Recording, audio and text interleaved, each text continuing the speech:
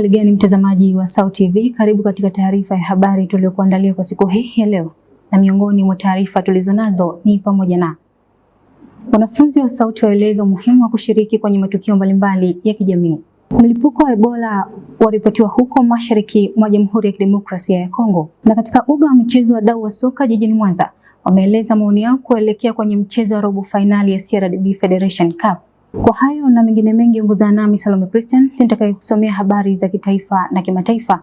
Veronica Mliatu atakayekusomea habari za biashara, na katika michezo tutakuwa naye Gibson Ernest.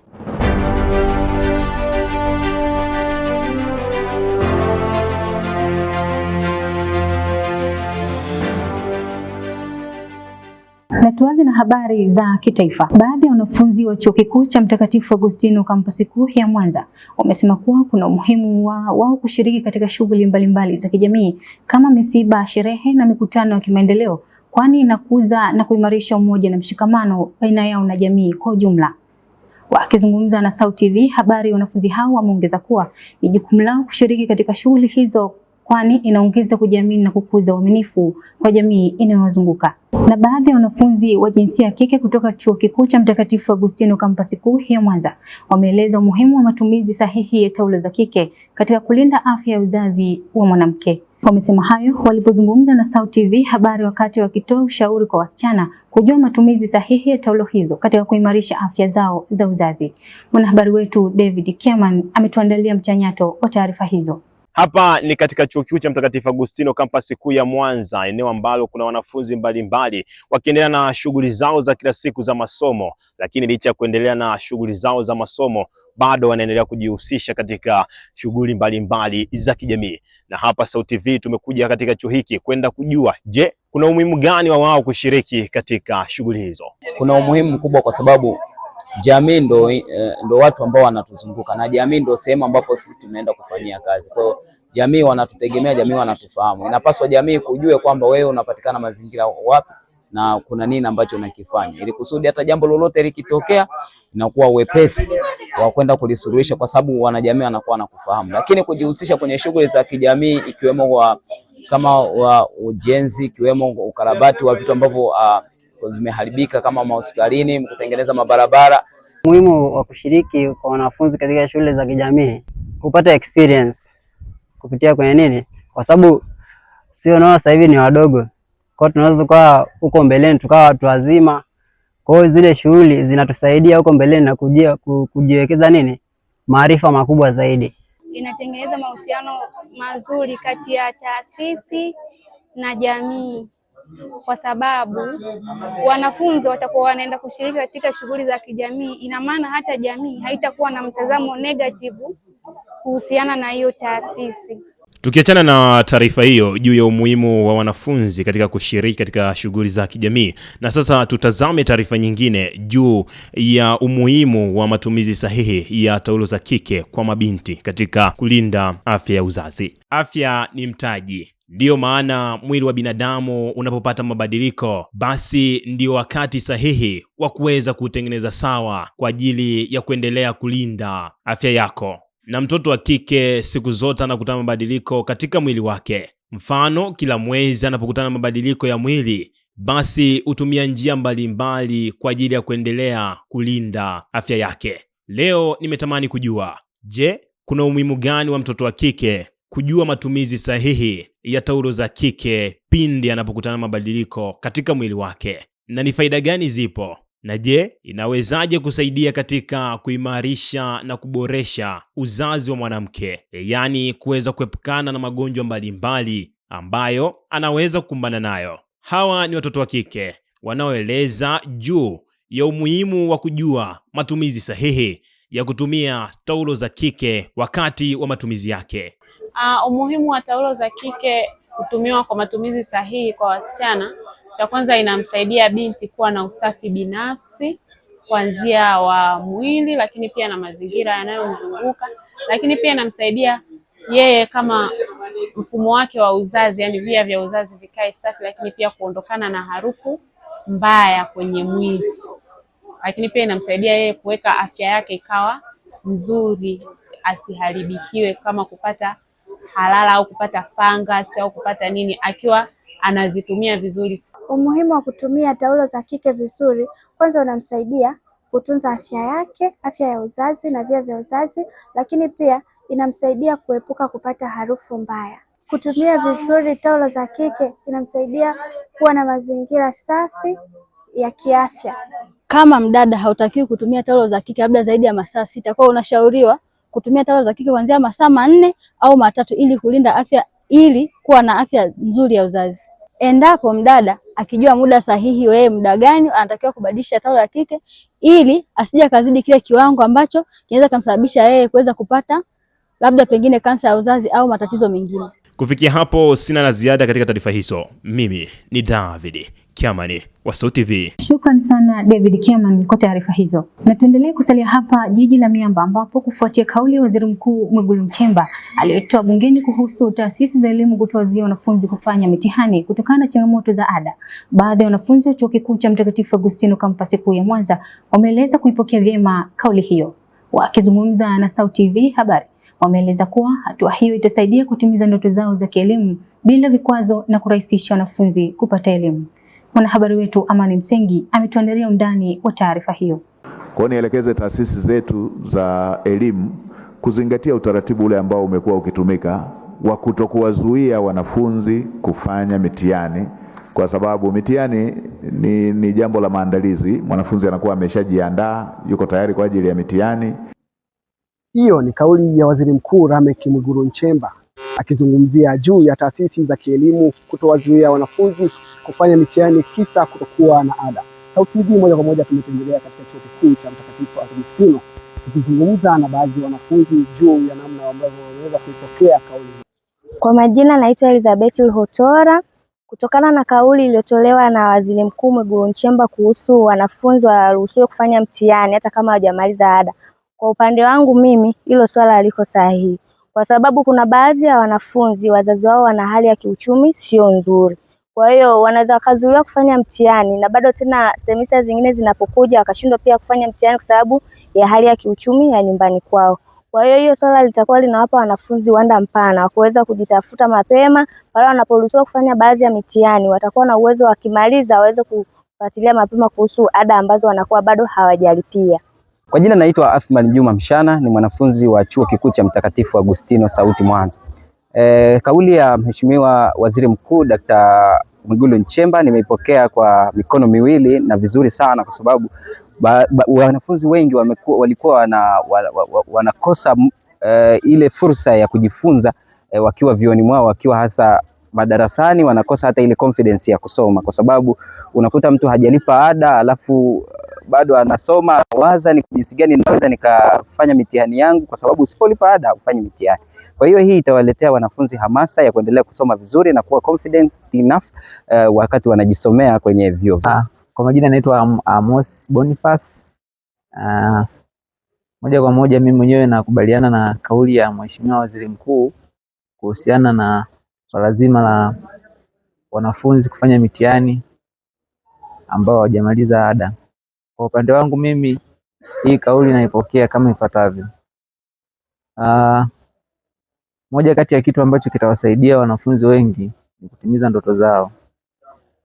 Tumejaribu kuona wanafunzi wengi wameshindwa kumaliza chuo kutokana na changamoto hizi za kulipa ada, na kumekuwa na wimbi kubwa sana la vijana ambao watimizi ndoto kutokana na kulipa ada. Kwa hiyo hii itasaidia wanafunzi wengi kutimiza ndoto. Nikiripoti kutoka katika Chuo Kikuu cha Mtakatifu Agustino kampasi kuu jijini Mwanza, mimi ni Amani Msengi wa SAUT TV. Shukrani sana Amani Msengi kwa taarifa hiyo. Mtazamaji wa SAUT TV, na sasa tupate mapumziko mafupi, tukirejea ni habari za kimataifa.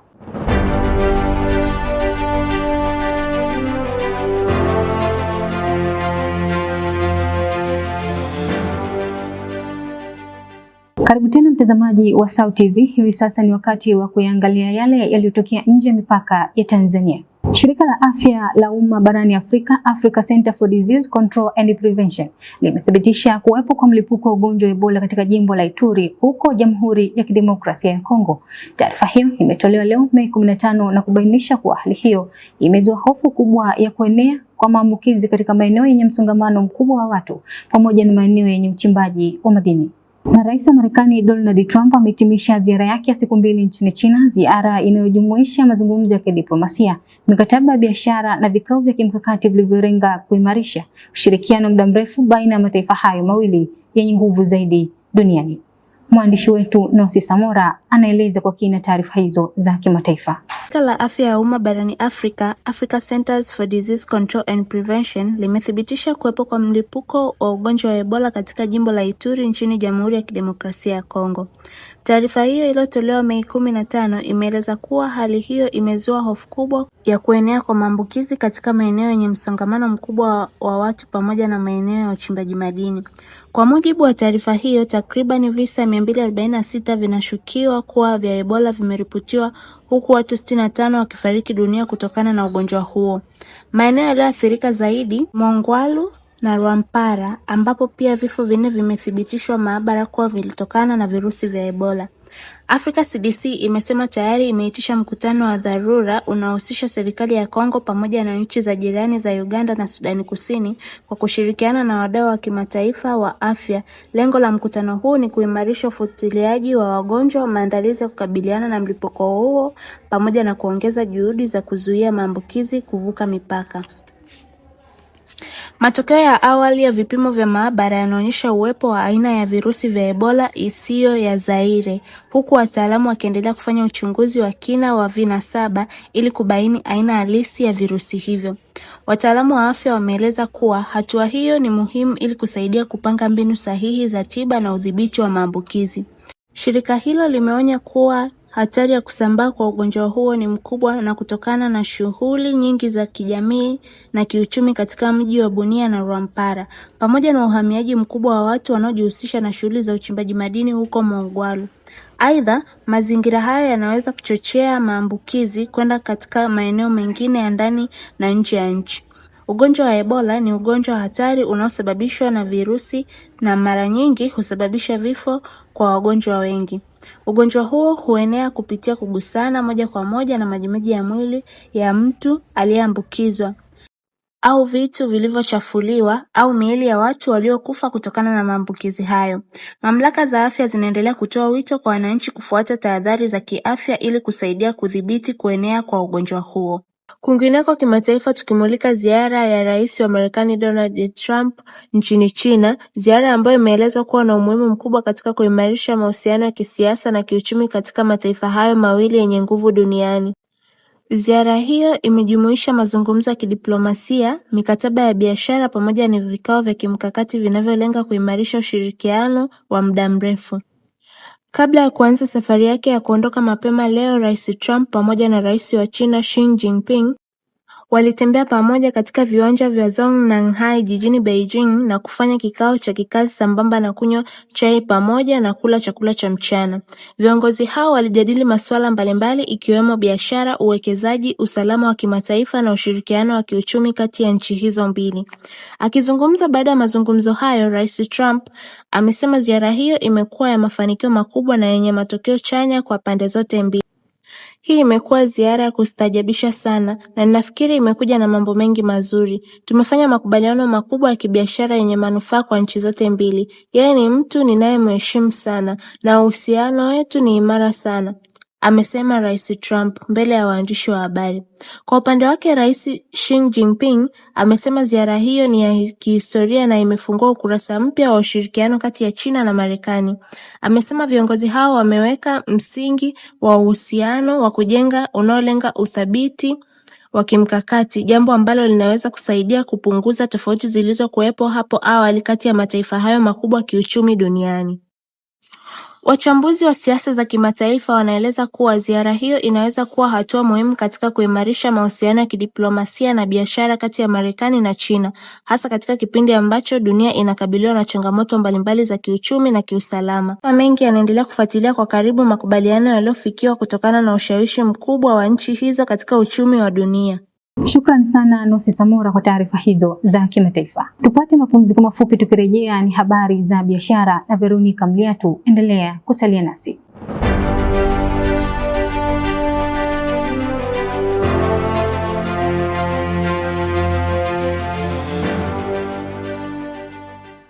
Karibu mtazamaji wa SAUT TV na sasa ni habari za biashara. Jina langu ni Veronica Mliatu. Baadhi ya wanafunzi wanaofanya biashara ndogo ndogo katika Chuo Kikuu cha Mtakatifu Agustino Campus kuu ya Mwanza wamesema biashara wanazozifanya chuoni hapo zinawasaidia kupata mahitaji muhimu ya kupunguza utegemezi wa wazazi au walezi wakati wa masomo yao. Wameyabainisha hayo wakati walipozungumza na SAUT TV habari na kuongeza kuwa biashara hizo ni msingi kwao kujipatia kipato na kujikwamua kiuchumi. Na biashara kimataifa. Bei ya mafuta duniani inapanda kwa takribani 2% baada ya ziara ya Donald Trump wa Marekani kukutana na Xi Jinping wa China kuhusu suala la Iran. Asilimia hizo zimeongezeka hii leo Ijumaa wakati ambao Trump anamaliza ziara yake nchini China iliyojikita kujadili hali ya mvutano kuhusu Iran pamoja na usalama wa mlango bahari wa Hormuz. Kwa taarifa hizo za biashara tuungane na mwanahabari wetu Donald Anthony.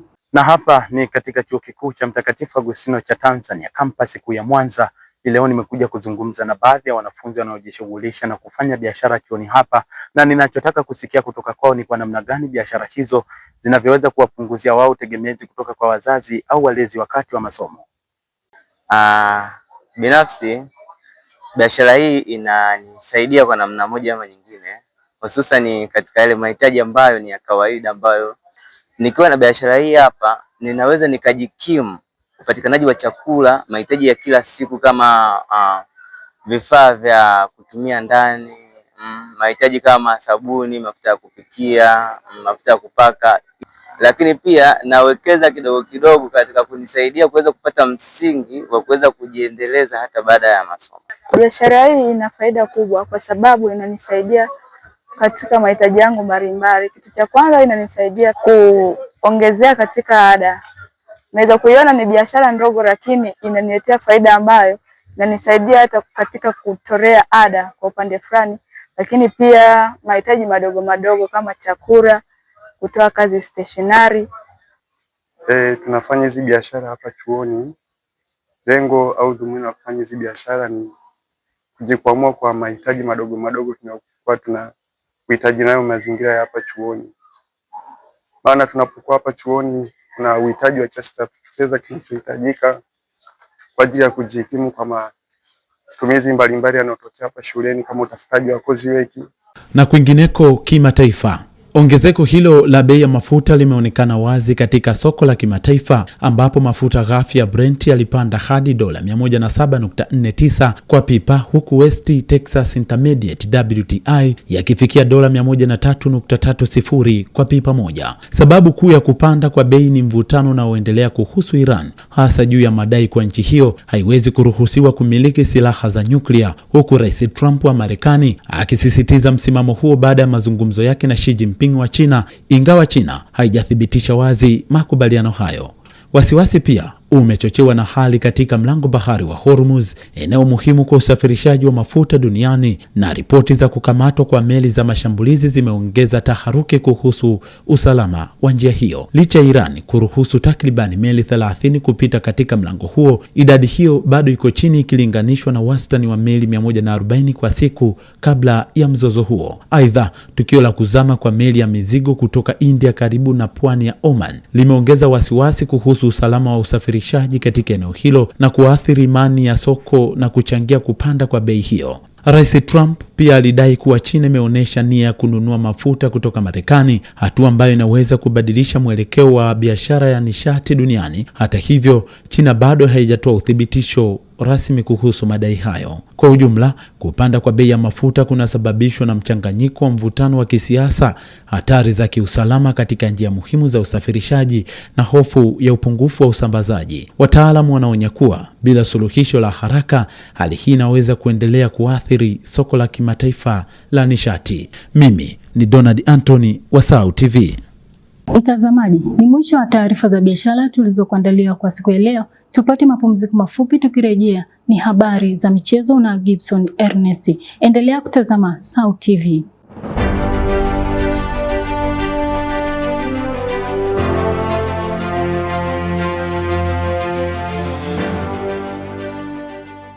Ni matumaini yangu ubuheri wa afya mwanamichezo mwenzangu. Karibu katika habari za michezo. Jina langu ni Gibson Ernest.